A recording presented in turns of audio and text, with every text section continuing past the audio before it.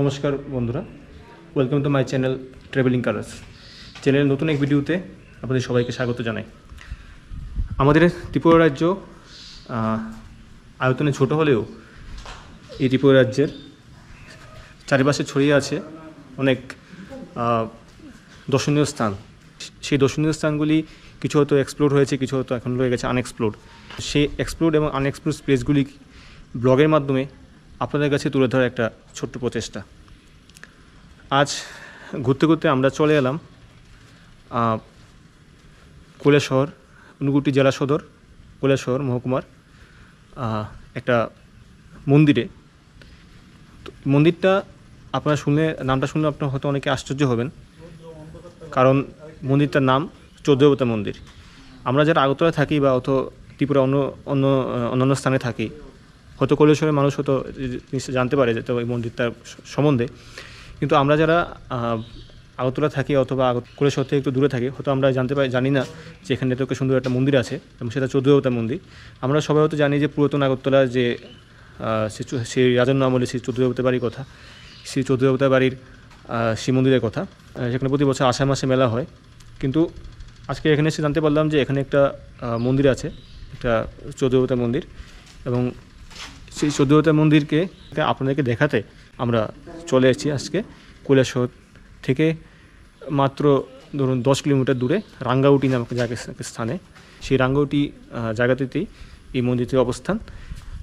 আমরা এখন এলাম, ঘড়ি কাটায় তখন 4টা বাজে, মন্দির যদিও 5টার সময় খুলবে। তা আমরা আজও অন্য জায়গায় যাওয়ার প্ল্যান আছে, আপাতত আমরা এখানে এলাম।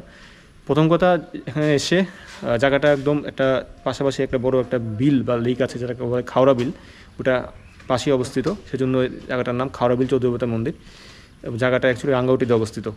তো মন্দিরটা সম্বন্ধে বলতে গেলে খুব সুন্দর একটা মন্দির। এখানে 14টা মূর্তি যেমন আছে, তেমনি জায়গাটা খুব সুন্দর। তো আপনার সঙ্গে থাকুন, দেখতে থাকুন ব্লগটা। আশা করি ব্লগটা ভালো হবে। আপনাকে দেখাবো এই মন্দিরটা। যাত্রাটা শুরু হয়েছিল কৈলাসহরের নেতাজি কন্যার থেকে। আমার এক বন্ধুর থেকে ত্রিপুরার এই দ্বিতীয় চৌদ্দবতা মন্দিরের ব্যাপারে জানতে পারে কৌতূহলবশত সেই মন্দিরটা ঘুরতে যাওয়ার একটা ইচ্ছা অনেকদিন ধরেই কাজ করছিল। কৈলাসহর থেকে মোটামুটি 10 কিলোমিটার দূরত্বে খাওড়াবিল এলাকায় এই মন্দিরটির অবস্থান, যার প্রতিষ্ঠা হয়েছিল 1851 খ্রিস্টাব্দে। অগত্যা একটি টমটম নিয়ে চলে এলাম গন্তব্যে। ভাড়া পড়ল জনপ্রতি মাত্র 20 টাকা। পুরাতন আগরতলার যে রাজন্য আমলের চৌদ্দবতার মন্দির রয়েছে, সেটা নির্মাণ করেছিলেন মহারাজা কৃষ্ণবিষ্ণু মাণিক্য 1761 খ্রিস্টাব্দে। আর তার 90 বছর পর এই মন্দিরটির প্রতিষ্ঠা। কিন্তু কে বা কারা এই মন্দিরটি নির্মাণ করেছিলেন সে বিষয়ে কোনো কিছু ইনফরমেশন মন্দিরে দেখতে পেলাম না, বা লোকালদের থেকেও সঠিক কোনো তথ্য জানতে পারলাম না। মন্দির খোলার সময় বিকাল 5টা, কিন্তু আমরা চলে এলাম বিকাল 4টায়। পরে আরও অন্য জায়গা ঘোরার শিডিউল থাকার কারণে আর অপেক্ষা না করে মন্দিরে লাগানো কলাপসল গেটের মধ্য দিয়ে এই মন্দিরে প্রতিষ্ঠিত 14 জন দেবদেবীর মূর্তি দেখার সৌভাগ্য হলো, আর তা ক্যামেরাবন্দি করে আপনাদেরকেও দেখাতে পারলাম। প্রতিদিন এখানে জগন্নাথ, বলরাম, সুভদ্রা, মা চণ্ডী, মা কালী, ভৈরব সহ মোট 14 জন দেবদেবীর পূজার্চনা করা হয়। আর প্রতি বছরের মাঘ মাসের পূর্ণিমা তিথিতে এখানে বিশাল মেলার আয়োজন করা হয়, যা হয়ে ওঠে জাতি উপজাতির এক মিলনস্থল। প্রতি বছর মাঘ মাসে পূর্ণিমার মধ্যে মেলাটা হয়। আচ্ছা, তোমার ভিড় কি মনে ভালো ভিড় হয়? ও সব বনাস এই বনটা দোলা থাকে, এখানে তো দোকান থাকে। আচ্ছা আচ্ছা, এনে জল ছিল এবার অতটুকু জল। আচ্ছা, আর তোমার এমনি সারা বছর লোকজন বেশি টায় না? প্রতি বছর এখানটার জানাইছে মাঘ মাসের পূর্ণিমার জন্য এখানে মেলা হয়। সবার জানাই কলিকাতাতেই মানুষ। আচ্ছা, এটা তো মনে করো চৌদ্দবতা মন্দির যেটা আছে, এটা তো পুরাতন আগরতলা একটা আছে, যেটা মেইন যেটা, এটা তো আছে, অনেকে জানোই না কোথাও। এটা কি মানে এটার আগে হয়েছে না এটা পরে হচ্ছে? এটা তো মানে জানোই না কেউ চৌদ্দবতা বাড়ি, আমরা শুনি সেটা চাইলাম আর কি। এটা যেমন এত বড় সড়ো মন্দির গিয়া আমরা যাবো, ভিতরে যাবো।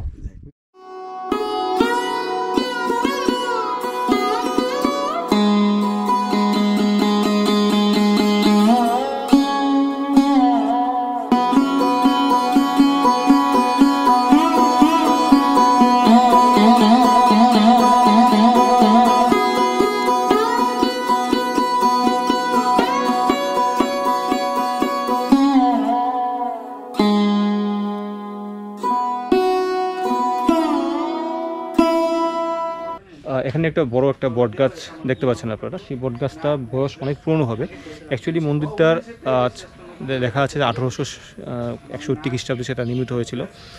তো মন্দিরটা অনেক পুরনো, যদিও মেন যে চতুর্দেবতা মন্দির যেটা আছে পুরাতন হাভেলিতে, সেটা 1761 সালে মহারাজা কৃষ্ণকৃষ্ণ মাণিক্য নির্মাণ করেছিলেন। তো এখানে মন্দিরটি কে নির্মাণ করেছে সেটা বিষয়ে কোনো কিছু জানলাম না, কোনো কিছু লেখা নেই, কোনো ফলক। লোকাল একটা মানুষ থেকে জানতে পারলাম যে মন্দিরটা অনেক আগের এবং প্রতি বছর মাঘ মাসের পূর্ণিমাতে সেখানে প্রচুর মেলা বসে এবং আশেপাশের থেকে প্রচুর মানুষ এখানে এসে সমবেত হয়। মন্দিরটা অনেকটা পুরনো হলেও মন্দিরটা খুব সুন্দরভাবে মেনটেন করা হয় এবং লোকেশনটাও দারুণ।